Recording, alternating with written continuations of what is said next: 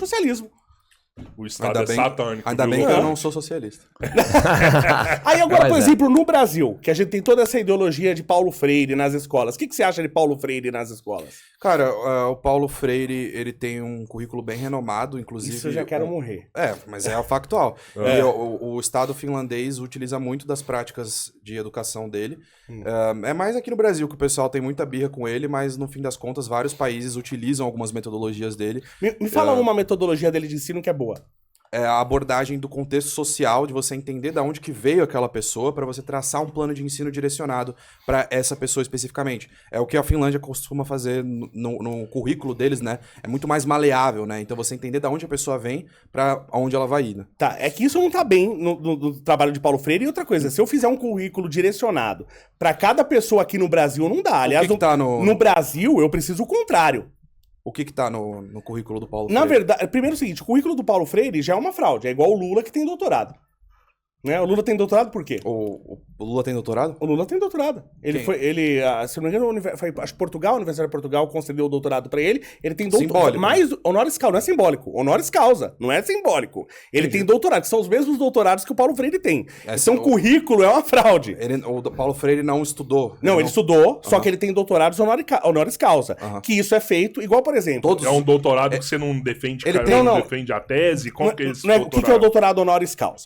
Em tese, o que deveria ser, que não aconteceu no caso do Lula e nem do Paulo Freire, tá? Isso acontece no jornalismo. Você cria um monte de prêmios pra validar pessoas do seu viés político. Então você pega um cara como o Emílio Zurita, tá? Que é o maior comunicador de rádio que se tem no Brasil hoje. Acho que isso é até meio quase que incontestável, tá? O maior... Né? No mínimo, um dos maiores comunicadores de rádio. O Emílio Zurita. Emílio, da Jovem Pan. Tá de sacanagem comigo. Aí você vê...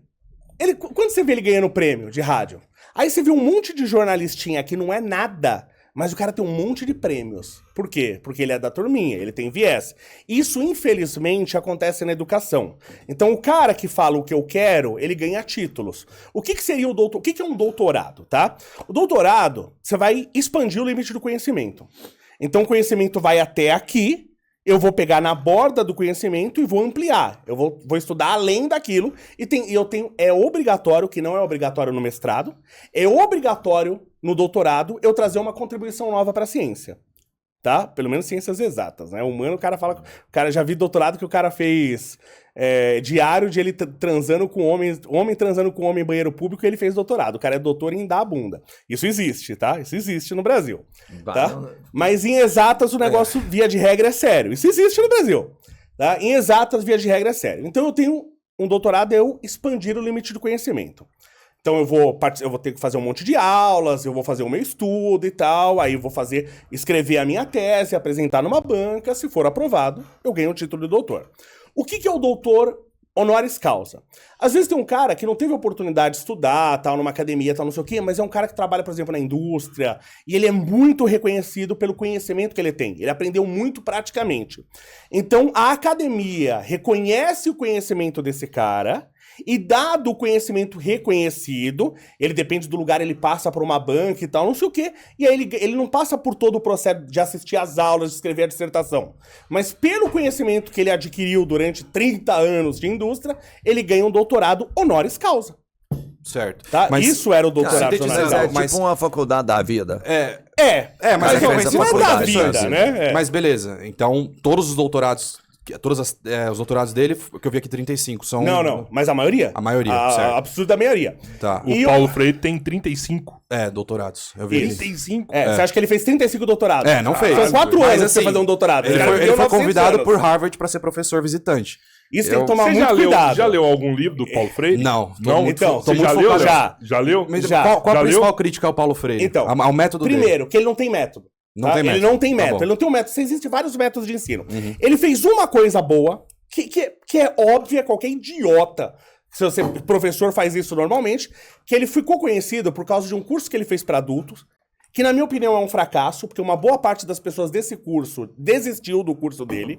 Dos que não desistiram, que falam que se formou, você não sabe como esse cara se formou. Se esse cara realmente aprendeu a ler, ou se ele tinha capacidade de compreender o que ele estava lendo, você não sabe. Então eu considero a experiência Paulo Freire, que foi este curso, que ele fez um curso para adultos, que se eu não me engano, 1/3 desistiu. Imagina um curso... Imagina o seguinte, em 40... Essa é a proposta dela, em 40 ou 45 dias, não lembro, em 40 ou 45 dias, você ia ser alfabetizado. Imagina você não conseguir explicar pra pessoa a grandeza disso. Falei, o que você deveria fazer em 10 anos na escola, claro que você não leva 10 anos pra ser alfabetizado, mas você vai fazer aqui em 45 dias, de graça, você vai poder ler, você vai poder ter uma conta no banco, fazer o seu cheque. Pô, mano, isso aí é foda.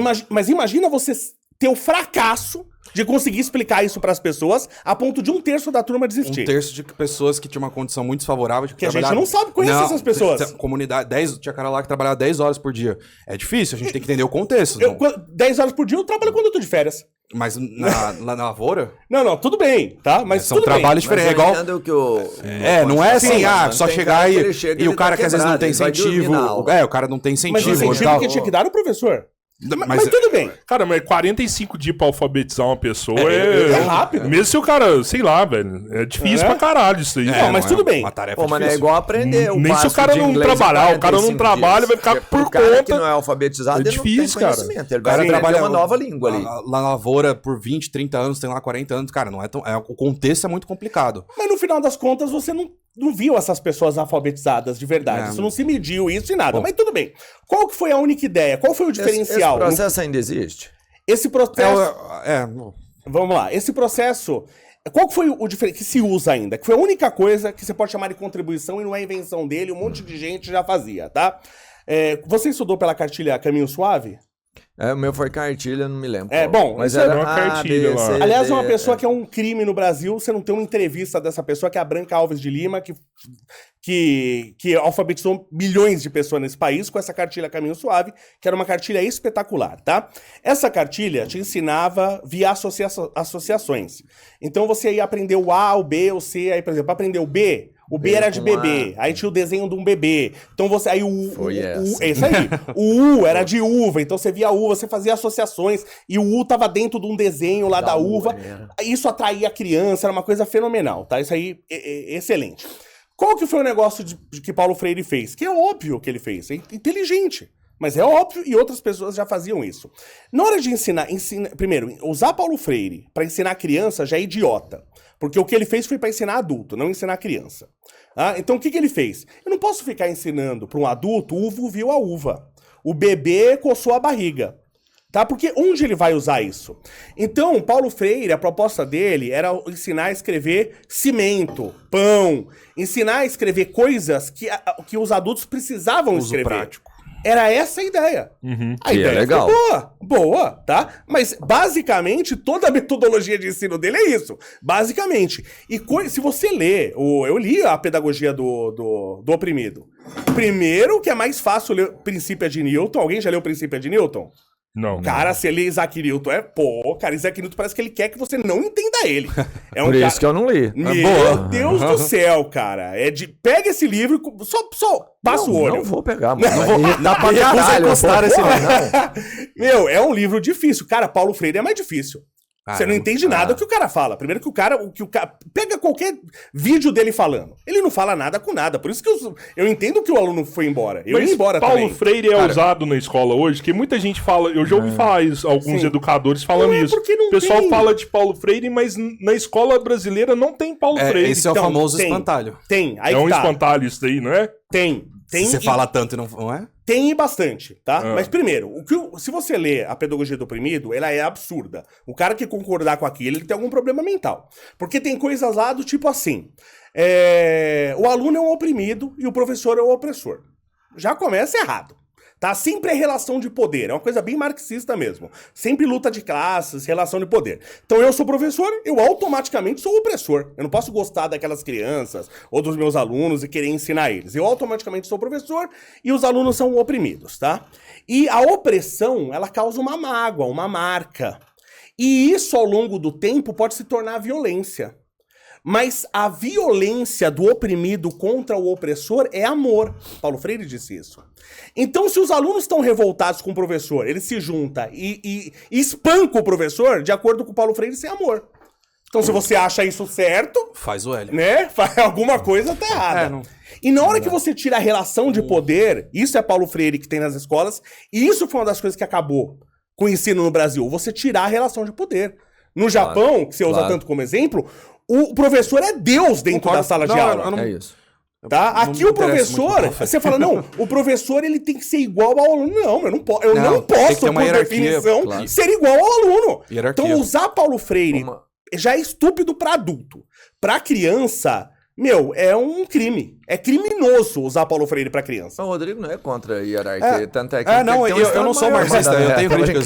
Tá. Mas eu gosto de hierarquia, eu foco muito mais em desenvolvimento econômico, essa parte do Paulo Freire. O seu Rolandinho me falou que você não é esquerdista. Ele é legal. Eu não sou esquerda... Ele falou, ele é esquerdista revolucionário, mas ele não é esquerdista. Tô brincando. Muito ao contrário. Tô brincando. Eu sou muito reformista no método da reforma. Essa parada do Paulo Freire... Não lê o livro. Cara, eu duvido que você não vai se indignar. Daqui, eu tô focado muito no desenvolvimento econômico. Daqui uns 10, 20 anos eu pego isso aí. Porque pra mim é o mais importante mesmo, é desenvolver as matrizes econômicas, né? Mas é importante. Sim, legal. É. Até porque eu vou falar uma verdade, que é uma coisa que o brasileiro não se preocupa tanto. Cara, a economia é a base do negócio. Cara, se você tiver a grana, todo o resto dá jeito. Mas tem coisas que precedem isso. Assim, sim. Ensino, cultura precede isso. O dinheiro... Por que, Lopate? Esse é o melhor exemplo. Cara, olha só que interessante. Eu mesmo sendo de esquerda, eu reconheço que as ajudas financeiras que vão para a África são mais prejudiciais, digamos assim, institucionalmente falando, porque não resolve o problema, não é só dar dinheiro. Você e acaba com a indústria lá. Você tem que mudar as regras do jogo. Sim. Às vezes não é nem dinheiro que você precisa mudar a estrutura da África. A África, os caras extraem lítio. E a África tem tudo para crescer hoje. Cara, ela tem tudo, ela tá numa posição geográfica lítio, hoje. Cobalto, manda tudo vendendo um centavo de dólar e depois compra de volta o bem industrializado. Mas não tem cultura. A parte de cultura não é cultura. O cultural, você tem uma cultura europeia de produzir e armazenar riqueza, que você não tem na África. É porque ela foi colonizada. E que a gente tem uma estrutura de dominância. Antes de ser colonizada, ela não era desenvolvida como outros países, que a Grécia era desenvolvido 2.600 anos atrás. Não. O Império Malha era extremamente desenvolvido. A África é um lugar muito heterogêneo, né? Não dá pra gente resumir. O próprio Egito fica na África e era uma das civilizações que mais cresceu. Sim, mas aí você tem entre o Egito e o resto do sul pra África, tem um deserto, né? Que é pior do que um oceano. Você atravessa ali. Sim. Então a gente tem várias... Então... É legal esse assunto da África também, porque a gente tem muitas florestas fechadas, o que faz com que a gente tenha vários grupos, enfim, tribos diferentes, que na Europa é diferente, que a gente tem planícies, e a gente tem uma coesão maior social. Então, por isso que a África tem tantos povos e línguas diferentes, que a gente acha que a Europa é diversa, a África é muito mais. Mas o ponto da África... A África é absurdamente mais diversa, não dá nem pra comparar. Do ponto de vista ético então, linguístico e tal. Dá nem pra comparar. Então, a África, ela teve essa condição geográfica desfavorável naquele momento da história, né? De você ter, por exemplo, a África subsaariana, né? Porque o norte da África é diferente, é bem diferente. Mas a África subsaariana, a gente teve várias tribos pequenas, o que facilitou a dominação dos europeus, né? Porque era muito mais fácil de você destruir aquilo lá se você não tem um exército coeso. Você tem pequenas tribos e tal, e dominar esse povo e manter essa dominação que agora é econômica até hoje. Então, não tem uma outra escolha. Os africanos têm que pensar nos africanos e desenvolver a indústria nacional deles. E sem o Estado, isso é impossível. A doação de roupas que os Estados Unidos fez pra África acabou com a indústria de têxtil da África. A doação ela é bem intencionada, mas ela não vai resolver o problema. Mas de boa intenção, o inferno tá cheio. Não... Já que você falou, que eu falei, eu não gosto de caixinha. Eu posso fazer uma pergunta? Se eu fizer uma pergunta, acaba o podcast. Por quê? Vai dela pro final. Faz um superchat, tem superchat, faz um superchat em vez de... É que aí vai embora, mas vamos lá. Tem superchat aí, faz aí. Depois eu faço pergunta. Não, mas eu fiquei curioso. Tô depois curioso. eu faço. Não, faz agora. Faz agora. Se eu fizer, você não vai fazer superchat tão cedo. Gente, valeu, não, se inscreve faz no a pergunta canal. aí, pô. Não quer fazer o superchat primeiro? Não, faz aí, pô. Pra todos. Não vai acabar o podcast com a pergunta. Não. Então, eu posso fazer só uma observação. Agora tá curioso. Mas agora eu quero um superchat. Não, só porque o cabeleiro, assim, quando ele fala assim, vamos pensar que ele fica mais bonito. Eu sei. Ele é dele que eu faço essa parte. Eu tô com insider, Robertinho. Inclusive, entrega insider dos nossos convidados. Insider já mandou aí pra vocês. Cara, esse aí, ó, é tecnologia. Você fala de doação de roupa, mano, se você pudesse, então, se for doar alguma coisa, use insider, porque você vai fazer o maior bem do mundo. É um tecido que dura muito mais tempo, não, você vai precisar consumir menos roupa. É bom pra você, é bom pro ambiente, é um tecido tecnológico, é um T-shirt, é uma camiseta T-shirt, tecido tecnológico. T-shirt, eu não sei nem falar essas paradas americanas, tá ligado? Mas é um tecido tecnológico, você só vai colocar ela vai desamarrotar no seu corpo. fica toda bonitona, absorve parte do calor, faz com que o seu corpo fique mais confortável. E é muito bonita e é bom para o ambiente. Então, QR Code na tela. De desconto. Vai lá e usa o cupom Código 3 Irmãos. É isso. E a pergunta?